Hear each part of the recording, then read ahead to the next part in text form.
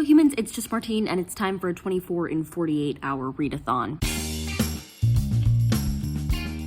It's January 14th, it's 7:25 p.m. and the others who are doing this are starting at 9 p.m. Eastern Standard Time, but I'm going to start at 7:30 because I finally feel up to reading. This will be the first reading I've done today so that Bookly can like accurately track everything. I'm excited to get going. I have some idea of what I want to read. One is a book I'm partway through. I would really love to make some solid progress in The Fiery Cross. This is obviously a huge book, so progress is all I'm looking for. I'd also love to read the majority of Six Crimson Cranes, which is the Shelf This Book Club pick for this month. I'm gonna start a reading sprint at 7:30 p.m. and then 7:30 p.m. on Sunday night, we'll see how much I managed to read. I'm feeling hopeful. Let's do it. It's 8:43 now, and I finished the physical book that I was reading. So I've read like 152 pages. I've read for like 70 minutes. Heck yeah. The bad news is it's not even 9 p.m. and I'm getting really tired. It's almost 11 o'clock and I've been working for the past half hour just to keep my eyes open while I've been listening to the audiobook of Six Crimson Cranes, which I'm really enjoying so far, like more than I was anticipating. And I'm now 60% of the way through. So I read it for like over 2 hours because I'd already been at like 10%. And so now I've read today for like 3 hours and 23 minutes and hit like 380 something pages. We're gonna call it for tonight so that we can go to sleep and read all day tomorrow. Woohoo! It's 10:19 a.m. and I just finished reading Six Crimson Cranes and I'm giving it 3.5 stars. I'll talk to you about it more later, but I'm on a roll right now, so I'm gonna keep reading. It's 12:04 p.m. I've just been reading The Fiery Cross.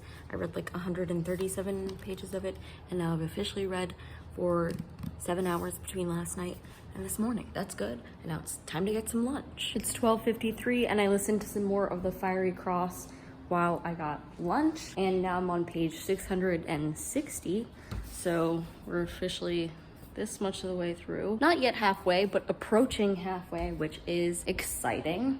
There's like a little more than 30 hours left of the audiobook, which means like 10 hours since I listened to it at 3 times the speed. Progress is progress, and that's what I wanted to make on this book today, is significant progress. I do want to stop in and talk a little bit about Six Crimson Cranes for a few minutes to give my brain a slight break from reading. So I'm giving it 3.5 stars, which especially for a fantasy for me is quite a good rating. I had a really fun time reading it. I enjoyed listening to it in the audiobook. I think I might have had more trouble with it physically. I thought there were a lot of elements that made it more unique and interesting than some other fantasy books that I've read. I liked the specificity of the curse that the main character is dealing with throughout the course of this book. I loved the love interest, especially considering their history, and I won't say any more than that, but if you've read it, you know. The ending definitely left it open for some things, but completed some other parts of it, which made it a pretty satisfying read while you'd still want to continue the series. I'd consider reading the next book. I definitely would. I didn't always understand all of the magic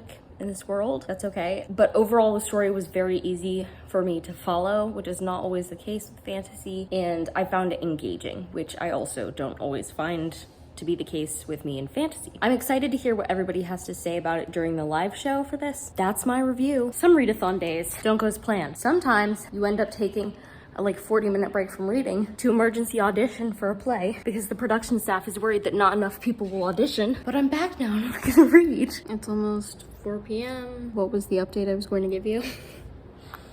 That I'm slowly losing my mind. I just read an ebook for a while. I've read over 500 pages today, and I've recently hit 10 hours of reading for this, so on track. Let's keep going. Okay, so it's almost 6:30 and I just got back from dinner, and I actually lost a lot of reading time because I was catching up with Harris, who I haven't been able to talk to in like 3 days, and then I had dinner with somebody else, so I couldn't listen to my audiobook at the same time. Then I had to run a few errands. I've now fallen a little bit behind, I think, but I'm at a little over 10 hours. Hitting 12 hours is like the bare minimum for today, but I'd really rather get farther since I already had a few hours before today. And I want to make tomorrow doable because I can taste it.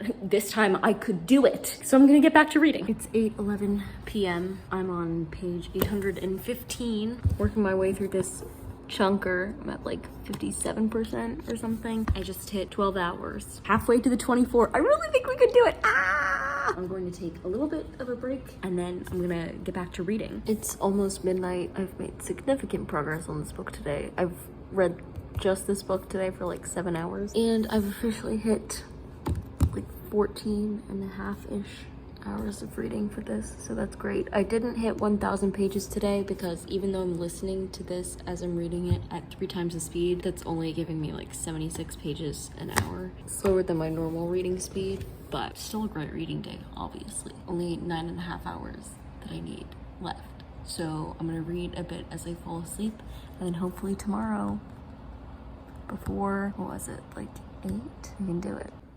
Good morning. Back to reading. It's just past noon. It's almost 12:30 on Sunday, and I've been reading all morning. Like from the second I woke up, I had my audiobook in, to the second I had my family call right before noon. So I got like 4 hours, and now I'm at, how many hours am I at? 19 hours. So I need 5 more before 7:30 p.m. So let's get on this. It's 5:30. And I did it. I read for 24 hours in a 48-hour time period. Months of attempts later, here I am. This is crazy. All right, I have so much to say to you. Books that I read. This book, I was like a little more than 400 pages into this. It's 1,400 pages. So I read the majority of it this weekend, and that's incredible because the past like 3 times I did a 24 and 48 challenge, I would look at my page count at the end of it and be like, I could have finished this book.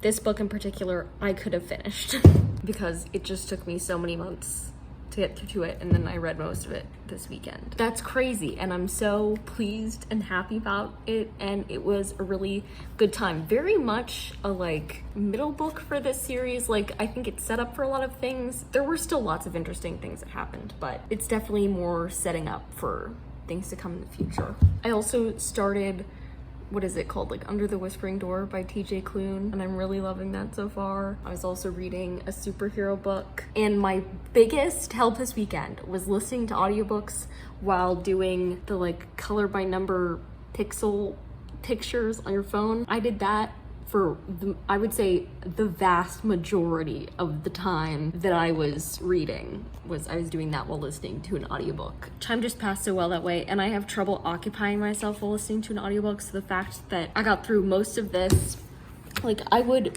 read with my eyes along with the audiobook sometimes for this, but there would be chunks that I just listened to. The fact that I got through so much of this book on audiobook this weekend shows that like I was in the zone. What are some things I learned from this now that I've finally succeeded? I mean, I really, like, from the moment I woke up, I was reading. Audiobook was like the way to do things that I needed to do this weekend while also reading at the same time. So I didn't do quite as much physical reading as I've done in past attempts at this challenge, but I still did quite a bit of that too. The timing that I did it at, like 7:30 to 7:30 p.m. was perfect for me because I like stayed up reading for a bit and then I read the whole next day, and then it was easier to stay up the second night, and now I still have an evening to unwind from this, which is great because I want to watch YouTube so badly. I had also mentally prepared and like written a list of things I could do while listening to my audiobook.